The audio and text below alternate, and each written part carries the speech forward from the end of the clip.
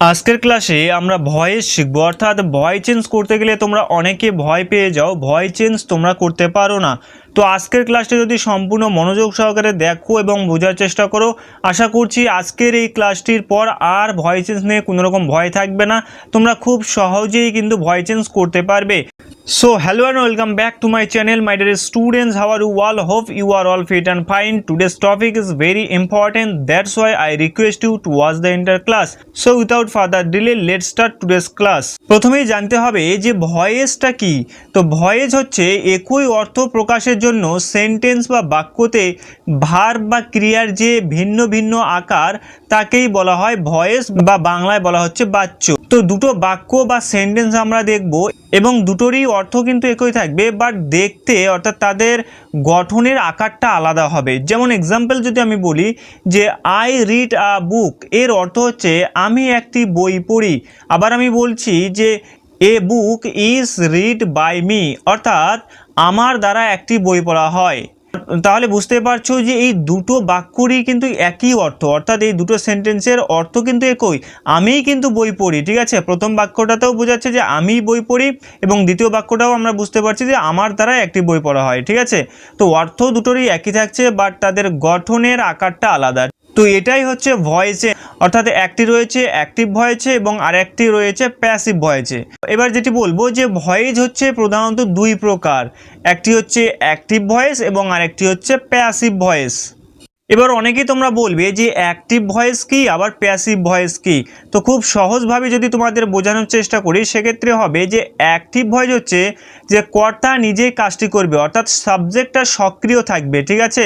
এবং প্যাসিভ ভয়েসে সাবজেক্টটা নিষ্ক্রিয় থাকবে, সে কিন্তু কাজ করবে না। ওকে, এক্সাম্পল দিই, আই রিড আ বুক, আমি একটি বই পড়ি। এখানে কিন্তু আমি অর্থাৎ সাবজেক্টই কাজ করছে যে আমি একটি বই পড়ি, ঠিক আছে। বাট আমি যদি বলি a book is read by me, অর্থাৎ আমার দ্বারা একটি বই পড়া হয়, এই সেন্টেন্সের সাবজেক্ট হচ্ছে এ বুক। তো এ বুক কি কোনো কাজ করছে এখানে?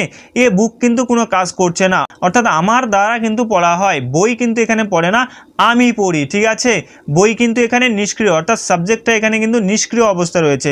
সুতরাং অ্যাক্টিভ ভয়েসে সাবজেক্ট সক্রিয় থাকবে এবং প্যাসিভ ভয়েসে সাবজেক্টটি নিষ্ক্রিয় থাকবে। চলো সরাসরি এবার ভয়েস চেঞ্জে প্রবেশ করি।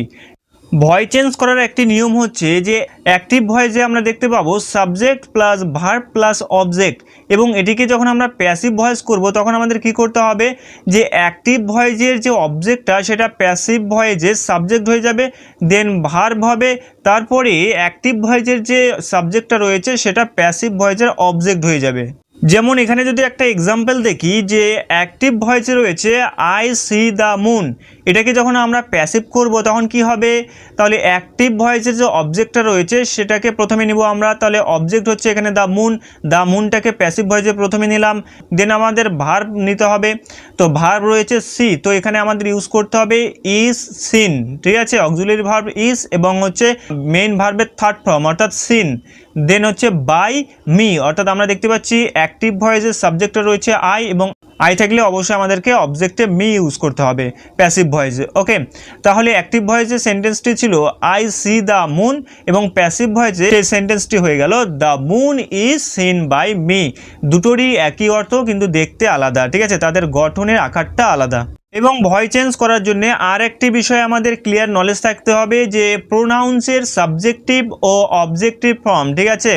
যেমন সাবজেক্টিভ ফর্ম আই এবং এর অবজেক্টিভ ফর্ম হচ্ছে মি, উই এর অবজেক্টিভ ফর্ম হচ্ছে আস, ইউ থাকলে ইউ এ হয় এবং হি থাকলে হিম হবে, শি থাকলে হার হবে, দে থাকলে দেম হবে।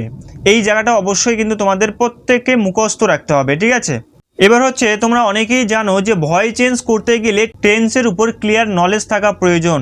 তো যাদের তোমাদের টেন্স সম্বন্ধে পুরো ধারণা রয়েছে তোমরা তো অবশ্যই ভয়েস চেঞ্জ খুব সহজেই বুঝতে পারবে, এবং যাদের তোমাদের টেন্সের উপর কোনো ধারণা নেই অর্থাৎ টেন্স তোমরা বুঝতে পারো না, তাদেরকেও বলছি আজকের এই ক্লাসটি সম্পূর্ণ মনোযোগ সহকারে দেখো, অবশ্যই তোমরাও কিন্তু ভয়েস চেঞ্জ করতে পারবে, কোনো রকম সমস্যা হবে না।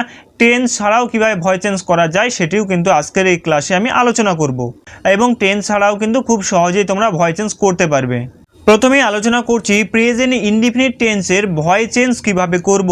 তো প্রেজেন্ট ইনডিফিনিট টেন্সের অ্যাক্টিভ ভয়েস এবং প্যাসিভ ভয়েসের স্ট্রাকচার রয়েছে। তো স্ট্রাকচারগুলো কী কী?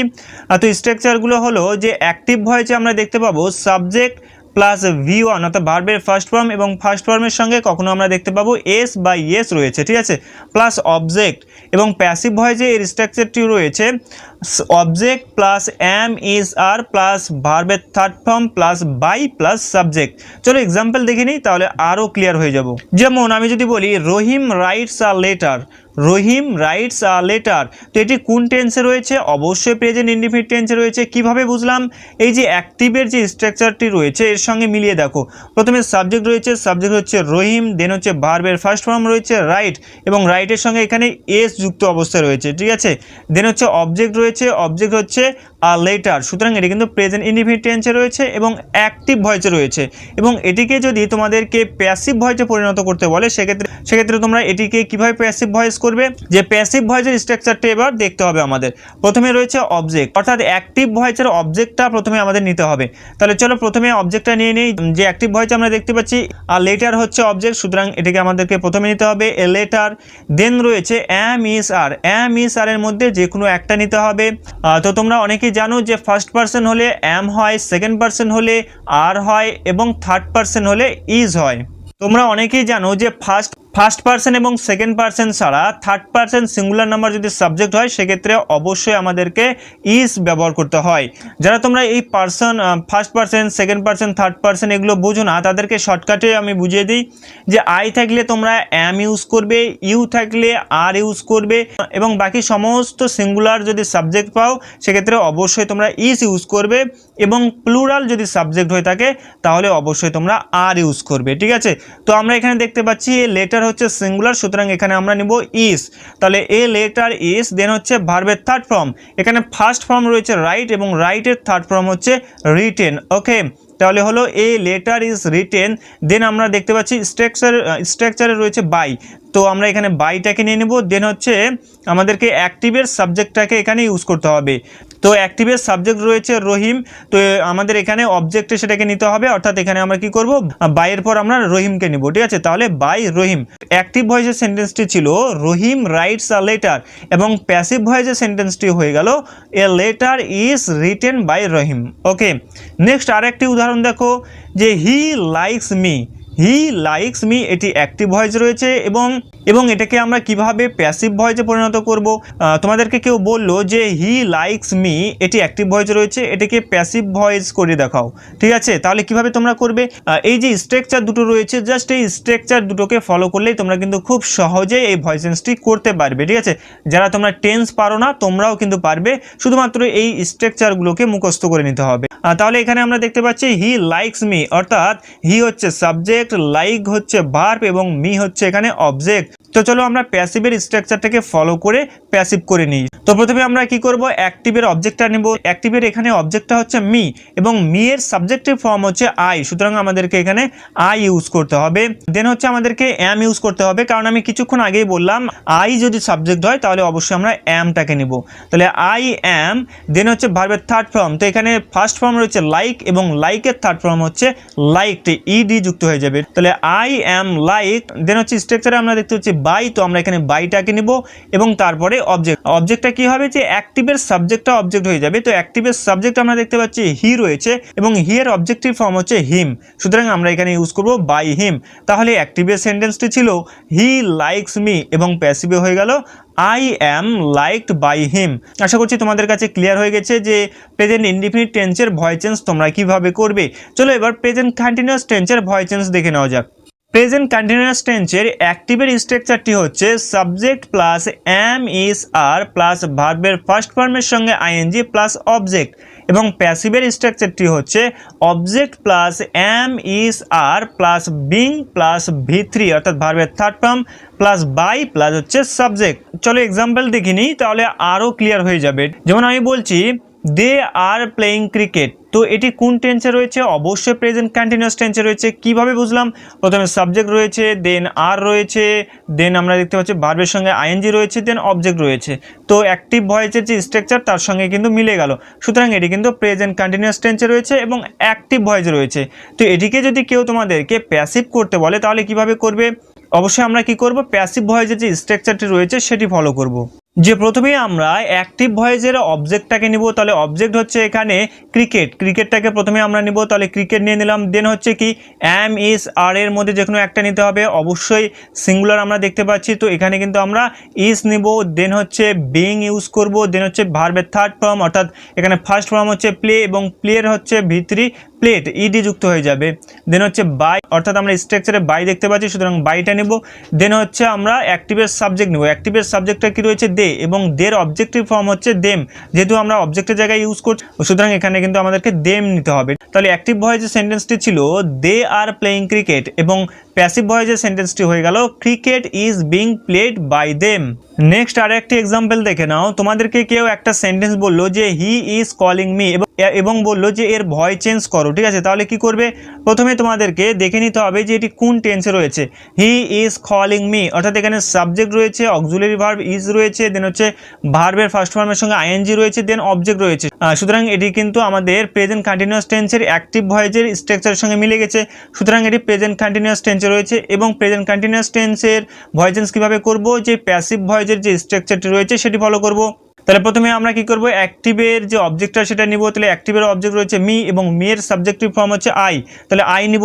দেন আই এর পর অবশ্যই এম ইউজ করব। তাহলে কি হবে? এখানে আই এম। দেন বিং রয়েছে, তাহলে বিংটাকে আমরা নিয়ে নেব, তাহলে হলো আই এম বিং। দেন আমরা V3, অর্থাৎ কল হচ্ছে V1, এবং কলের V3 হচ্ছে কল্ড, অর্থাৎ কলের সঙ্গে ইডি যুক্ত হয়ে যাবে।